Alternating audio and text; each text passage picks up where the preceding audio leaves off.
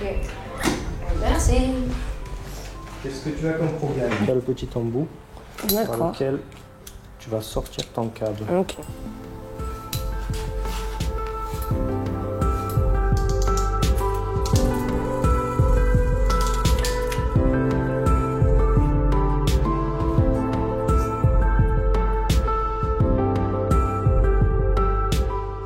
Les Verts ont été élus à la mairie d'Aix en 89, avec une fusion avec la liste socialiste de M. Picheral à l'époque.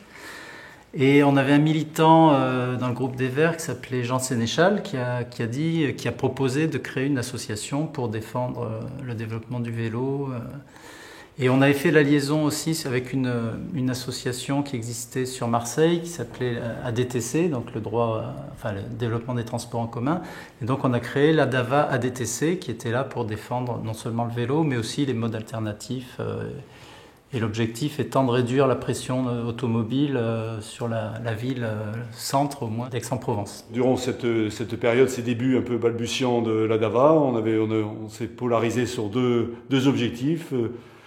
Faire installer des arceaux de parking pour les vélos, et puis l'autre un peu plus ambitieux qui était d'avoir le cours Mirabeau piéton tous les dimanches pour que les gens puissent faire du vélo en famille et circuler. Le diagnostic que je faisais à l'époque, c'est qu'il y a trop de véhicules qui circulent et qui stationnent dans Aix-en-Provence et que c'est un gros problème de qualité de vie pour les Aixois. Naturellement, je me suis orienté vers à essayer de reprendre un peu l'activité de l'ADAVA. Et donc, ce que j'ai proposé à l'époque à la mairie, qui a suivi, donc, c'était d'organiser une fête du vélo régulièrement avec le soutien de la mairie. Et donc, on avait piétonnisé dans un premier temps, la première année, le cours Mirabeau.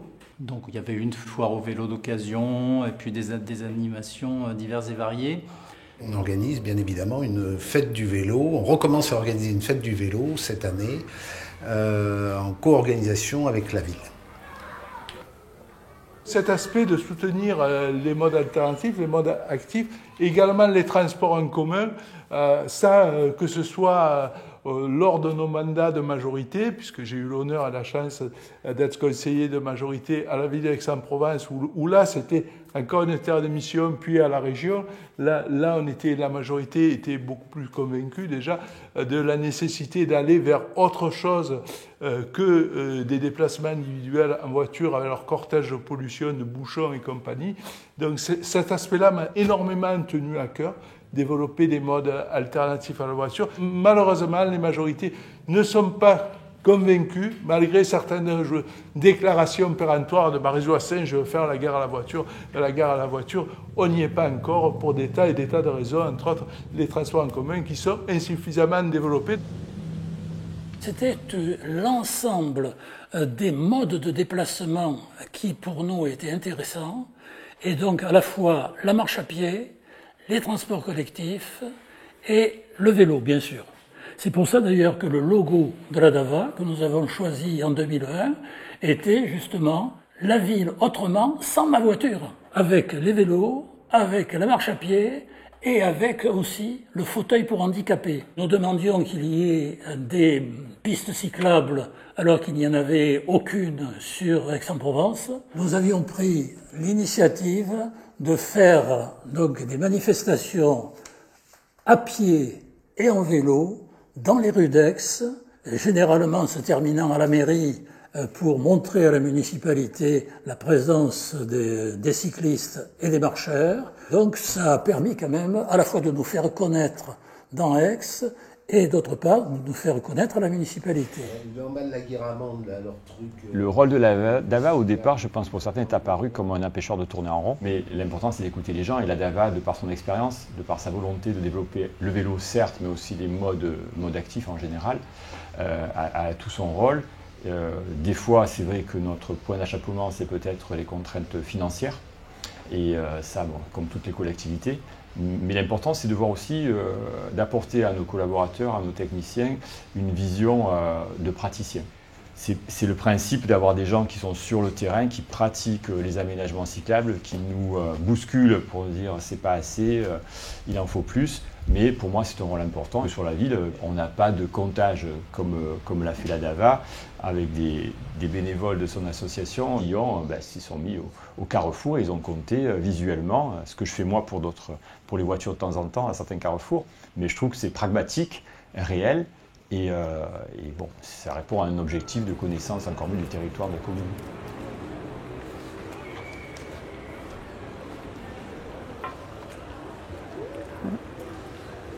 J'enregistre les passages des vélos qui sont aussi bien sur le trottoir tout proche de nous que sur la chaussée et le trottoir en face. C'est un travail qui est facilement réalisable par des bénévoles. Il y a une certaine rigueur à adopter dans la mesure où le comptage en lui-même un jour ne signifie pas grand-chose. Il a de sens que si on le répète régulièrement et avec le même processus. Le comptage sert essentiellement à convaincre la municipalité que c'est important de s'occuper des vélos, puisque quand on voit des aménagements comme cela, il y a des gens qui s'en servent. Voilà. Et sur les 4 dernières années, on a pu montrer que le trafic vélo avait augmenté de 60%. Et en fait, on est la seule source statistique de fréquentation de la ville en vélo.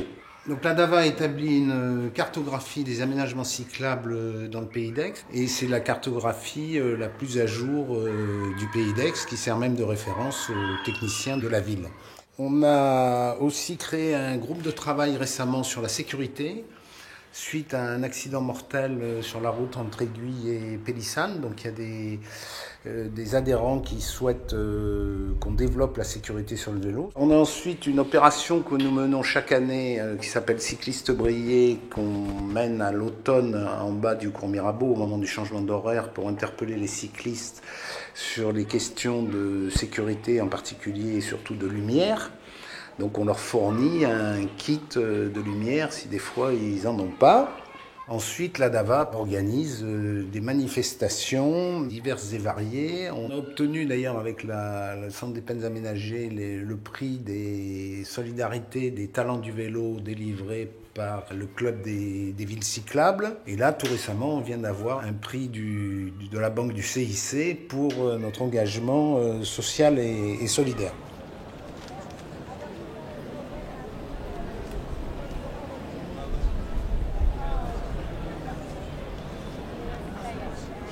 Les événements marquants ces derniers temps, ce serait la manifestation qu'on avait organisée devant la mairie d'Aix avec une piste cyclable amovible et 200 personnes présentes, ce qui a ensuite remué Madame le maire et qui nous a passé une convention triennale.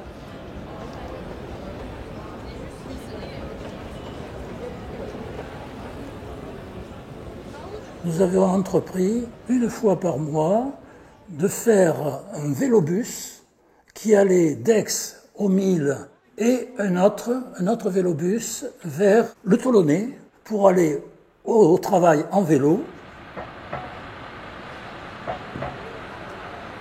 Le Covélotaf, c'est se rendre au boulot à vélo en convoi. La ligne de Covélotaf a été imaginée et ouverte à partir du mois de septembre 2018 pour offrir aux salariés du pôle d'activité d'Aix-en-Provence une alternative à la voiture pour se rendre sur leur lieu de travail. Grâce à cette ligne, je peux garantir le trajet en moins d'une demi-heure et en toute sécurité, alors que le trajet normalement en voiture aux heures de circulation le matin et soir sont plutôt de 3 quarts d'heure. Je pense que c'est un petit peu mon initiative, je me souviens plus précisément, mais il me semble quand même l'école vélo. Enfin, du moins, j'ai travaillé activement. Avoir l'opportunité de savoir se déplacer en vélo, c'est une liberté, et tout à coup, voilà. Et donc l'école vélo, il m'a semblé que c'était quelque chose d'important. Et ça a été quelque chose d'important, même si on n'a sans doute pas formé des milliers de personnes, mais quand même de voir chaque fois le sourire de ces femmes, souvent, hein, quelques hommes qui ont un peu plus de mal à accepter d'apprendre quelque chose des autres, mais ces femmes qui, quand elles réussissaient à faire du vélo et aller en ville toutes seules, c'était le bonheur, quoi. Et ça, c'était une sacrée récompense. On a une école de vélo pour adultes qui fonctionne le samedi matin et éventuellement à la demande s'il y a des gens qui souhaiteraient découvrir un itinéraire à faire à vélo entre leur domicile et leur travail par exemple.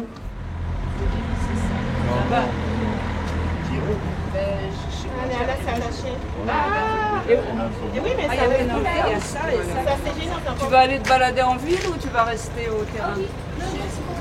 C'est pour aller en ville.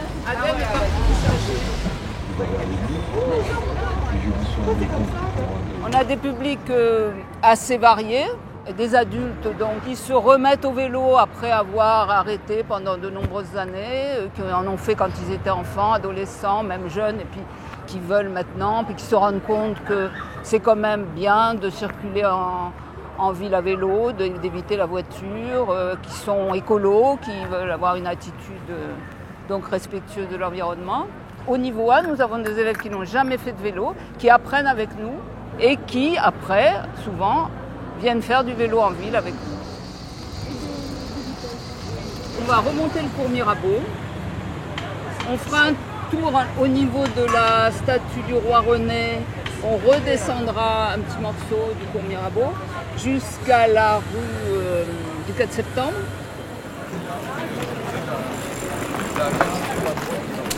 Alors là, j'ai derrière moi un groupe d'élèves de l'école de vélo en ville pour adultes de la DAVA. Ce sont des élèves de niveau 2, c'est-à-dire des personnes qui ont déjà fait du vélo, qui savent circuler à vélo, mais qui ont peur, ne sont pas rassurés en ville. Donc, nous leur apprenons les règles à respecter, les écueils à éviter, ce qu'il faut faire quand on circule en ville. Et on leur apprend à ne pas avoir peur des voitures, à pas avoir peur de s'insérer dans la circulation, faire un giratoire par exemple, souvent c'est très difficile. Moi, mes envies, c'était de faire du vélo en ville et pouvoir le faire de façon agréable. Et voilà, l'association était là pour à la fois travailler auprès des élus et du grand public pour faire en sorte que les choses changent. Et la dynamique, moi, je l'ai relancée sur le service aux cyclistes et aux futurs cyclistes à travers l'école de vélo qui avait démarré sur des formes de stage et puis une recherche d'un atelier qui permettait d'avoir une visibilité. Donc l'atelier a commencé sur le trottoir du 3C, une soirée par semaine.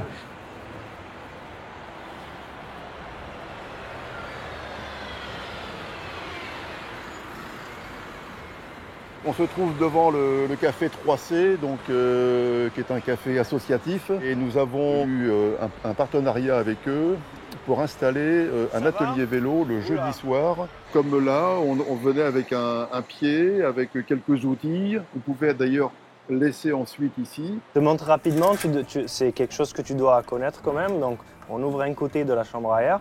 On introduit la chambre à air en commençant par la valve. Et ensuite, on referme tout. Ça permettait de se faire connaître parce qu'il y a beaucoup de gens qui fréquentent ce café, particulièrement beaucoup d'étudiants. Et ainsi, on a pu donc avoir beaucoup de contacts en attendant d'ouvrir notre atelier là où il est actuellement, donc à Ancagnane. Et la grande difficulté était de trouver un local. L'association avait très peu de ressources. La ville s'est pas empressée de nous trouver un local.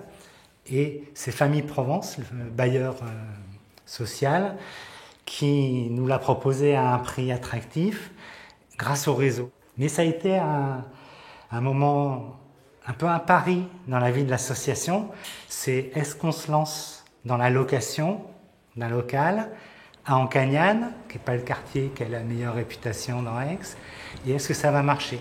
Une des craintes au départ, c'était est-ce que les Aixois vont venir? La réponse, ça a été ben oui, ils viennent. La première fois, ils cherchent et la deuxième fois, ils reviennent. Ça a fonctionné très très bien et très très bien rapidement. Preuve qu'il y avait vraiment un besoin, une demande de ce genre d'atelier. Il faut prendre en compte que tu as un attache rapide, donc on va laisser un maillon d'écart. Donc bien évidemment, il y a l'atelier participatif d'autoréparation qui est aussi un atelier qui permet de recycler des vélos récupérés en déchetterie ou auprès de particuliers, qui est animé par un salarié qui conseille les adhérents qui viennent réparer les vélos. Mon travail se partage en deux parties. Le matin, je suis technicien cycle, je répare des vélos pour l'ADAVA. C'est des vélos qui sont remis en vente après. Et l'après-midi, je suis plutôt animateur technicien cycle, c'est-à-dire que je vais apprendre aux gens à réparer leur vélo. Alors, tu as tout démonté, donc déjà la première étape a été faite. Deuxième étape, on va chercher le trou. Donc, on va gonfler un peu la chambre à air et on va la mettre dans une petite... C'est un atelier participatif que on répare pas les vélos des gens, on apprend aux gens à réparer leur vélo. Dans un atelier participatif, on va réparer à moindre coût. On va payer juste l'adhésion et ensuite toutes les pièces détachées sont des pièces d'occasion. Donc les personnes ils donnent une pièce de monnaie de la valeur qu'ils veulent en échange de la pièce qu'ils vont prendre. On a certaines pièces neuves, c'est tout ce qui est pièces d'usure, une chambre à air, les câbles de frein, les patins, etc. C'est des choses qui vont s'user avec le temps, donc on ne peut pas utiliser quelque chose d'occasion. Ça a un prix. Et tout ce qui est pièces d'occasion, les adhérents donnent ce qu'ils veulent en échange de la pièce qu'ils vont prendre. Moi, j'habitais avant juste à côté et j'ai vu un atelier à vélo. Avant, quand j'étais petit, j'aimais trop les vélos. Donc, je suis arrivée, je dis bonjour, j'ai acheté mon premier vélo, je pense que c'était un BMX. Et depuis ce jour-là, j'ai demandé est-ce que je peux venir aider. Et ben, je suis arrivée et voilà. Ça fait 2 ans que je suis là, je répare les vélos. Les gens, dès qu'ils ont une panne sur le vélo qui va de la crevaison, du frein qui ne marche pas ou des vitesses qui ne passent pas, ils vont délaisser le vélo. Ils ne vont pas utiliser le vélo parce que le vélo il est en panne. Et parce que aussi, ils ne savent pas le réparer. Donc nous ici, on essaye de leur apprendre cette autonomie sur le vélo, c'est-à-dire qu'ils apprennent à réparer le vélo eux-mêmes. Comme ça, si jamais demain ils ont le moindre problème, ils vont le réparer, ils vont continuer d'utiliser encore le vélo. Et qui fait de 1,95 à 2,20. Je te laisse ouvrir. J'étais un petit peu en galère et puis il m'a dépanné un petit VTT. Et puis j'ai pris goût. Et puis finalement après j'ai investi dans un VTT à 45 €. 21 vitesses, un Rock Rider 500. J'ai pas été du tout déçu. Et depuis, à chaque fois que j'ai un souci, je viens le voir parce que je suis toujours satisfait du service. Je vous laisse regarder les vélos si on a un qui vous intéresse.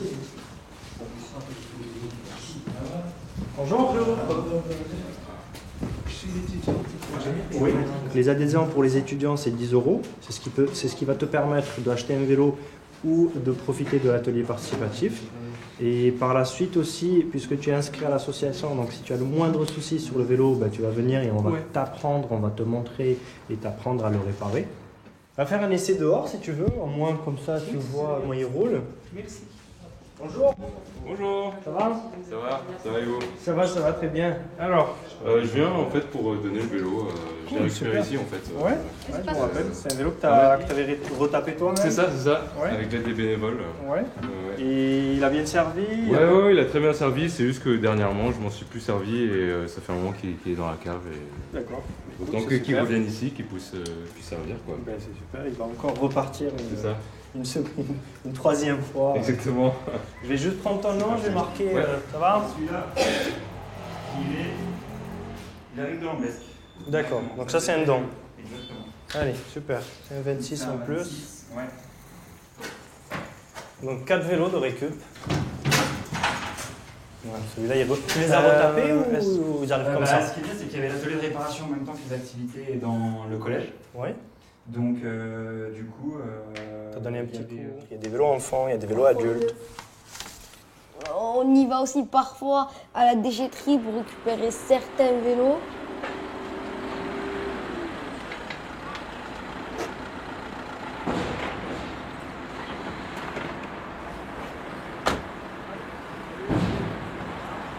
Celui-là, en plus, il est complet.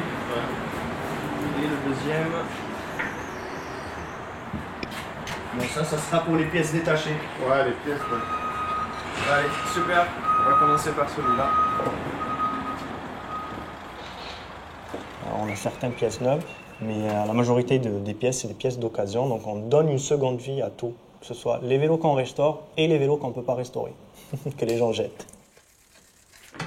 Parce que j'ai pas compris comment ça marche. On a une notoriété incontestable qui a débordé les limites communales, ce qui nous a amené à créer des antennes dans plus de 11 communes dans le pays d'Aix.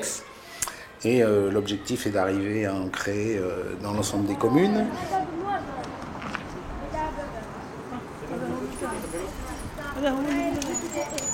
C'est que du VTT ?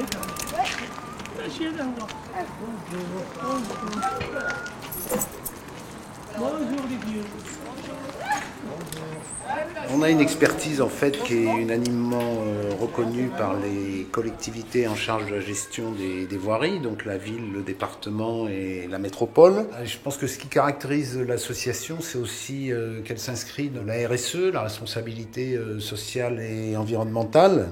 Et je souhaiterais aussi qu'on se penche sur les questions de pollution de l'air qui affectent gravement la ville d'Aix et ipso facto les cyclistes quand ils pédalent.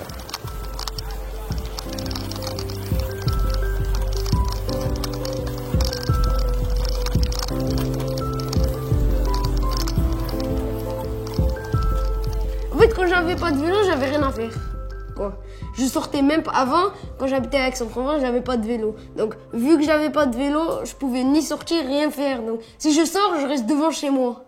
Je reste un peu devant chez moi et après je rentre. Mais le premier jour que j'ai eu mon vélo, j'ai dû le prendre et aller faire des grands tours, comprendre ce qu'il y a à Aix et voilà.